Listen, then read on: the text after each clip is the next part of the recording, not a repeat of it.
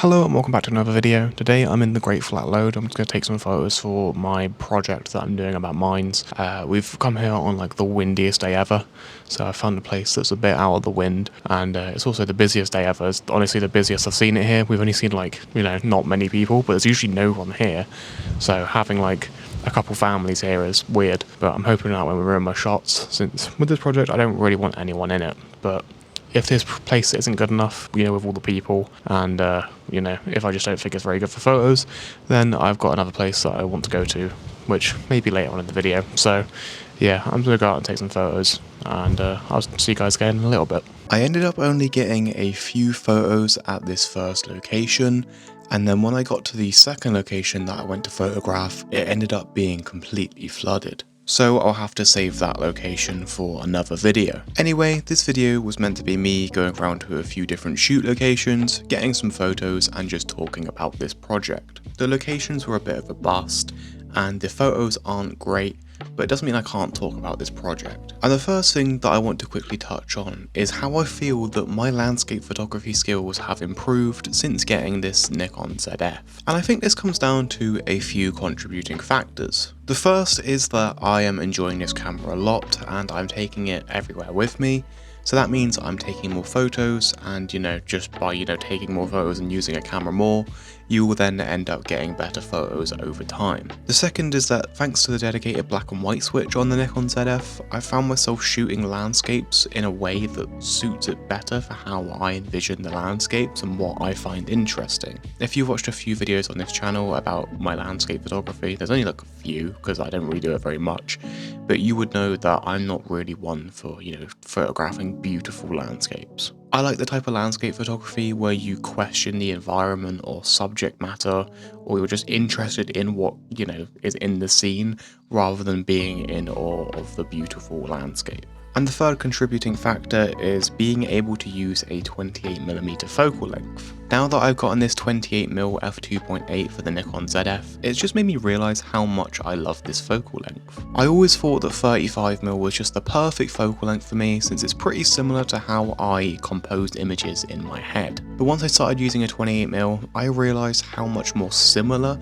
the 28mm is to how I compose images in my head compared to the 35mm. And when you look at something like one of my previous landscape photography videos, like I have one called I Tried Landscape Photography, that was back in like August of 2024, you can see how much I've improved since then, and considering that I didn't really do any landscape photography from then up until getting my Nikon ZF, you can just see how much I've actually improved just from getting my Nikon ZF. It's not like a mind-blowing difference or anything, I'm still very mediocre at landscape photography, but it's just really nice to see that I've actually improved.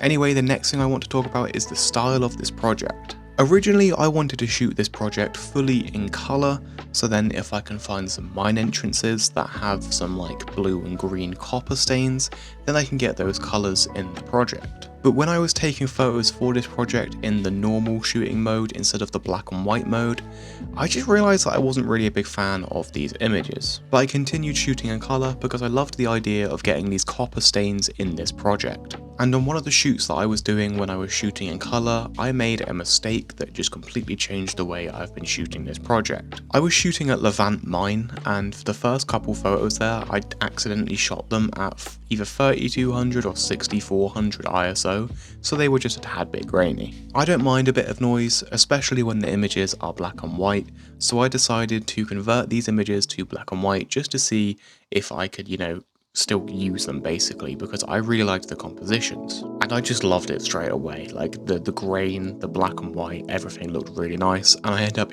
adding even more grain. And when you have like the grain, the grittiness, the black and white, and also the kind of misty conditions that I had in these images, it just turned out so well and I fell in love with this style. So with that image in mind, I began shooting for this style, and I just prefer the images so much more. Also, for a few of these images, I did use a red filter on my camera, but I just found that it looked nowhere near as good as the red filter picture profile that Nikon has built into the ZF. I found that the actual red filter made the skies a lot more dramatic, which was quite nice, but sometimes it was a bit too much. So the red filter picture profile on the ZF was just perfect since it wasn't as dramatic, but if I wanted it to be a little bit more dramatic, then I could just do that in post. Anyway, when I was going around and shooting for this project in a few different locations, I was thinking about what vibe I want these images to give off. And one idea that I thought of that just completely piqued my interest was, what if I shot them in the style of a road trip? And I'm not sure how I can get this to come across in the images, but I would absolutely love for these images to look like snapshots of a road trip around Cornwall. Maybe a road trip going from one mine to another, or like one engine house to another, or just something themed about the mines. And I'm not really sure how I can do this idea effectively, but I quite like it. I also want these images to look like they could have been taken at any point within the last 40 years, so I don't want any dates or time-specific things in it whatsoever. But that brings me to my last point, which I want to talk about, and that's, I don't know where this project is going. And that's actually a really fun feeling, since I'm usually creating projects for like university work, so I have deadlines and I have restrictions on what I can do. But having the ability to just shoot whatever is really nice, and having no time frame on it is really nice. I'm not sure if I just want to shoot the mines for this project and then have a separate project about like a road trip or just things that you find along roads in Cornwall. I'm not sure if I should focus heavily on the road trip aspect and have images of these mines dotted around here and there, or if I should prioritize the mines and then have a few road trip photos in here and there. Personally, I think I'm leaning more towards a heavily road trip inspired project with a few mines here and there, and that won't be hard to do as engine houses and chimney stacks are just everywhere in Cornwall, so I can still continue with that mining theme. And I really like this narrative of just driving around these back roads in Cornwall and just photographing what you can find, because there's just so much random stuff in back roads and just like, these non-main road sort of roads around Cornwall. Like, I know this one road that I do want to photograph this, I've always wanted to photograph this.